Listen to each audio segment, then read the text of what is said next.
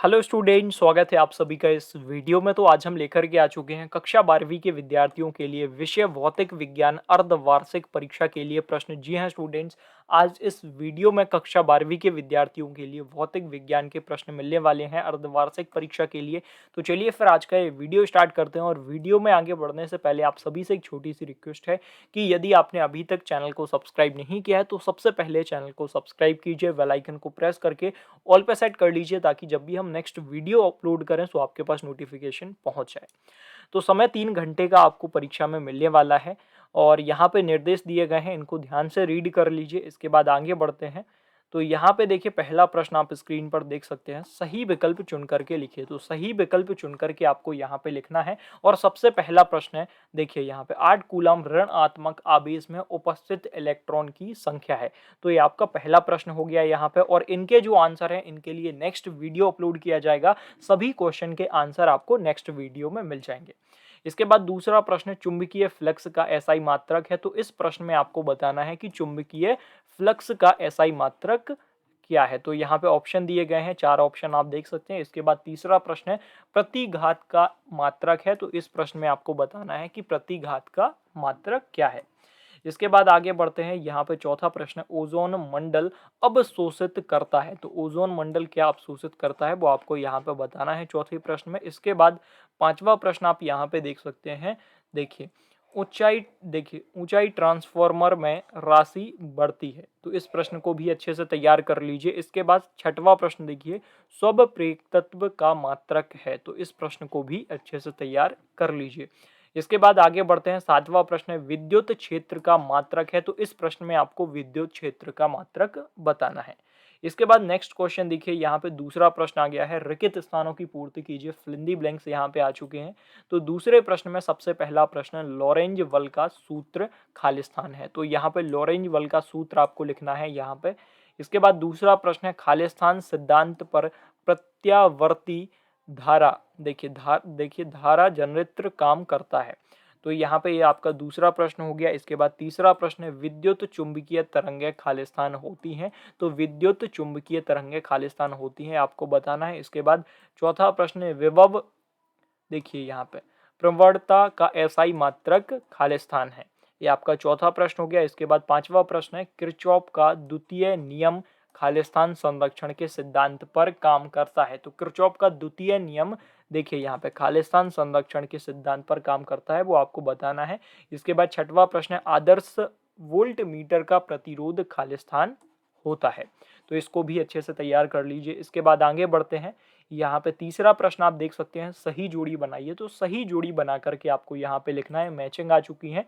तो देखिए यहाँ पे स्क्रीन पर आप देख सकते हैं, सबसे पहले चुंबकीय क्षेत्र, दूसरे पे है चुंबकीय आघूर्ण, तीसरे पे एंटन नियतांक, चौथे पे है चुंबकशीलता और पांचवे पे है देहली आवृत्ति और छठवे पर है कार्य फलन।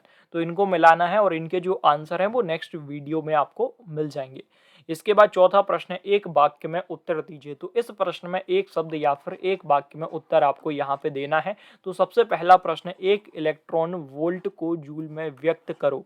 तो एक इलेक्ट्रॉन वोल्ट को यहाँ पे जूल में आपको व्यक्त करना है। इसके बाद दूसरा प्रश्न है, एक्स किरण किसे कहते हैं। तो इस प्रश्न में आपको बताना है कि एक्स किरण किसे कहते हैं। इसके बाद तीसरा प्रश्न है, चुंबकीय फ्लक्स को परिभाषित करो। तो इस प्रश्न में चुंबकीय फ्लक्स को परिभाषित करना है। और चौथा प्रश्न है, इसी में ओम का नियम लिखो। तो इस प्रश्न में ओम का नियम लिखना है, सबको पता होगा।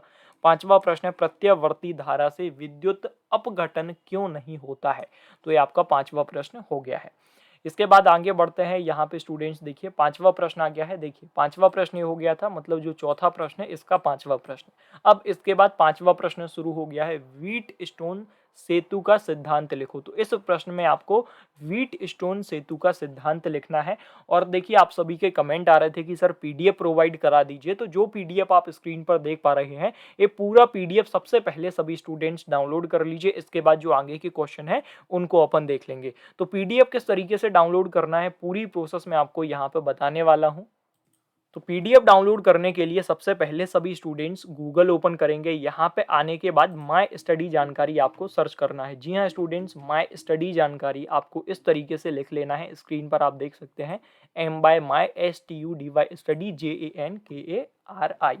इस तरीके से लिखने के बाद सर्च करना, फर्स्ट लिंक जो आएगी इस पर क्लिक करके ऑफिशियल वेबसाइट को ओपन कर लेना।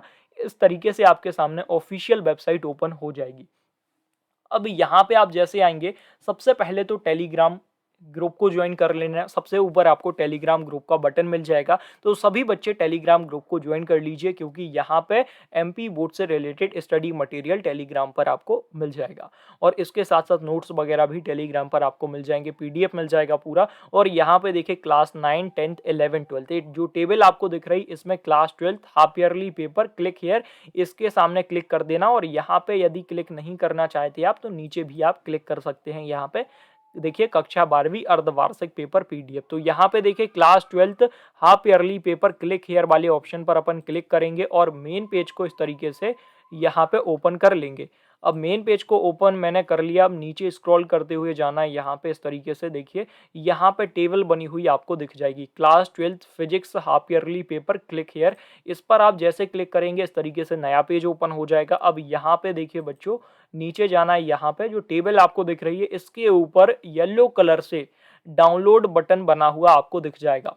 देखिए किसी भी पीडीएफ को आप डाउनलोड करना चाहते हैं तो जिस सब्जेक्ट वाले पेज पर जाएंगे, जैसे मैं यहाँ पे टॉप पर दिखा देता हूँ, यहाँ पे फिजिक्स वाला पेज अपने सामने ओपन हो गया। देखिए कक्षा 12वीं भौतिक विज्ञान अर्धवार्षिक पेपर, तो ये पेज अपने सामने ओपन है। तो यहाँ पे नीचे आप जाएंगे तो येलो कलर से डाउनलोड बटन आपको दिख जाएगा। इस पर आप जैसे क्लिक करेंगे तो आप इजीली पीडीएफ को डाउनलोड कर पाएंगे।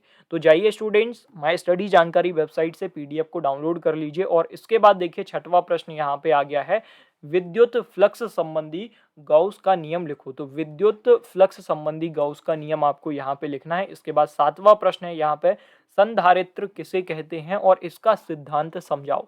तो इस प्रश्न में आपको बताना है कि संधारित्र किसे कहते हैं और इसका सिद्धांत भी आपको यहाँ पे समझाना है। इसके बाद बच्चों यहाँ पे देखिए आठवां प्रश्न आ गया है, धारा वितरण संबंधी किरचॉफ के नियम तथा उदाहरण लिखो। तो इस प्रश्न में आपको धारा वितरण संबंधी किरचॉफ के नियम तथा उदाहरण दोनों लिखना है। इसके बाद आगे बढ़ते हैं। यहाँ पे 9वां प्रश्न आप देख सकते हैं, एम्पियर का परिपथीय नियम समझाओ। तो एम्पियर का परिपथीय नियम आपको यहाँ पे समझाना है। इसके बाद बच्चों आगे बढ़ते हैं। यहाँ पे 10वां प्रश्न देखिए, अमीटर तथा, यहाँ पे तथा लिखा हुआ है, अमीटर तथा वोल्ट मीटर में अंतर लिखो। तो इस प्रश्न में आपको अमीटर तथा वोल्ट मीटर, यहाँ पे अमीटर तथा वोल्ट मीटर में अंतर लिखना है। तो अंतर जब भी लिखने के लिए आता है तो इस तरीके से कॉलम बना के, टेबल बना के आप अंतर लिखेंगे। इसके बाद आगे बढ़ते हैं। यहाँ पे 11वां प्रश्न देखिए, बायो सेवर्ट का नियम लिखना है आपको। इस प्रश्न में बायो सेवर्ट लॉ आप सभी ने पढ़ा होगा, तो बायो सेवर्ट का जो नियम है वो आपको यहाँ पे लिख देना है। इसके बाद 12वां प्रश्न आप यहाँ पे देख सकते हैं, विद्युत चुंबकीय प्रेरण संबंधी लेंज का नियम लिखो। तो यहाँ पे लेंज का नियम लिखना है। और इसके बाद देखिए बहुत सारे प्रश्न हैं, तो आप सभी स्टूडेंट्स इजीली पीडीएफ को डाउनलोड कर लीजिए माय स्टडी जानकारी वेबसाइट पर जाकर। वेबसाइट पर पीडीएफ अवेलेबल है, तो जाइए स्टूडेंट्स माय स्टडी जानकारी वेबसाइट से पीडीएफ को डाउनलोड कर लीजिए। जो पीडीएफ आप स्क्रीन पर देख पा रहे हैं माय स्टडी जानकारी वेबसाइट पर आपको मिल जाएगा। और यदि पीडीएफ नहीं मिलता है तो 5 से 10 मिनट बाद आकर के आप फिर से चेक कीजिए, तो आपको पीडीएफ मिल जाएगा।